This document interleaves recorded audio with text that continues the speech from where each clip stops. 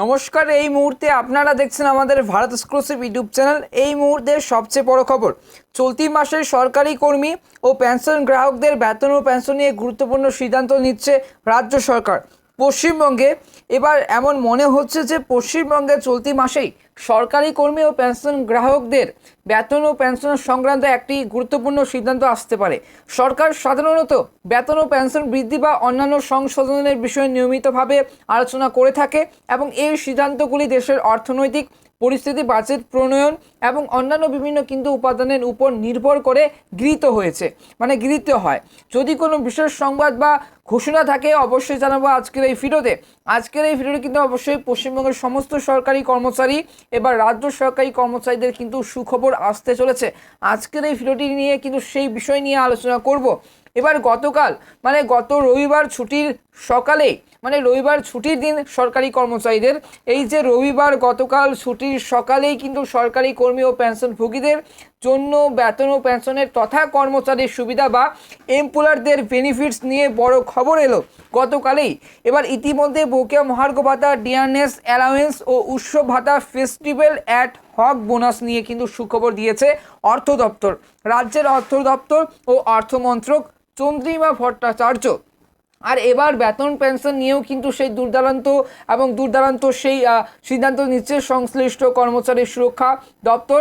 এবার ইপিএফও, তবে ইপিএফও হচ্ছে তোমাদের pension and employer benefits. Pension একজন অবসরপ্রাপ্ত সরকারি কর্মীর জীবনের জন্য একটি প্রধান অর্থনৈতিক ভরসা, যা তার বয়স্ক জীবনে আর্থিক নিরাপত্তা দেয়। কিন্তু অনেক সময় দেখা যায় হকের পেনশন পেতে গিয়েও নানা বাধার কিন্তু মুখে পড়তে হচ্ছে, অনেক সমস্যার সম্মুখীন হতে হচ্ছে কর্মীদের বা তাদের পেনশন বিলম্ব হচ্ছে। এই পরিস্থিতি মোকাবিলা করার জন্য ভারতের কেন্দ্র সরকার সম্প্রতি একটি গুরুত্বপূর্ণ পদক্ষেপ গ্রহণ করেছে, যা সরকারি কর্মচারীদের পেনশন সংক্রান্ত সমস্যাগুলির সমাধানের জন্য বিশেষভাবে কিন্তু সেই ভূমিকা পালন করবে। সরকার পেনশন নিয়ে কিন্তু নতুন নিয়ম প্রণয়ন করেছে, যা বিশেষভাবে কর্মীদের সুযোগ সুবিধা, এমপ্লয়ি বেনিফিট ও পেনশন প্রক্রিয়াকে ত্বরান্বিত করতে সাহায্য করবে। পেনশন প্রাপ্তির সময়সীমা নিশ্চিত করা। অর্থমন্ত্রক থেকে এবার জারি করা নির্দেশিকা অনুসারে সমস্ত সরকারি কর্মচারী এবং দায়িত্বপ্রাপ্ত আধিকারিকদের ইপিএফও সিসিএস পেনশন রুলস 2021 বা গত 2021 সালের অনুযায়ী গত 2021 অনুযায়ী কঠোরভাবে নির্দেশনা মানতে হবে। এই নতুন নির্দেশনাগুলি পেনশন কিন্তু সেই বিলম্বের সমস্যা দ্রুত সমাধান করতে সহায়তা করবে। সরকার স্পষ্ট জানিয়ে দিয়েছে যে পেনশনভোগীরা যাতে সময় মতো তাদের পেনশন পান তা নিশ্চিত করা অত্যন্ত গুরুত্বপূর্ণ। এর ফলে কোটি কোটি কর্মচারী উপকৃত হবেন এবং তাদের কিন্তু সেই আর্থিক নিরাপত্তা বজায় থাকবে। সিসিএস পেনশন বিধি সেই 2021 অনুযায়ী, গত 2021 সালের অনুযায়ী কিন্তু সেই পেনশনের যাবতীয় কার্যক্রম অবসরের আগে কিন্তু যথাসময়ে সম্পূর্ণ করা বাধ্যতামূলক। অবসর গ্রহণের সময় পেনশন প্রাপ্তিতে কোনো বিলম্ব না ঘটে তার জন্য কিন্তু কেন্দ্র সরকার কর্মীদের পরিষেবা রেকর্ড পরীক্ষা এবং অবসরের এক বছর আগে থেকে সেই প্রয়োজনীয় প্রস্তুতি নেওয়ার নির্দেশ দিয়েছে।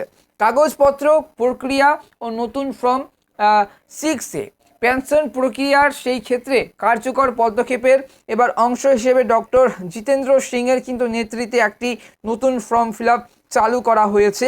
পেনশনভোগীদের সুবিধার জন্য সেই 9টি ভিন্ন ফর্মের কিন্তু পরিবর্তে একটি ফর্ম 6A চালু করা হয়েছে, যা সম্পূর্ণ প্রক্রিয়াকে কিন্তু আরও সহজ করবে।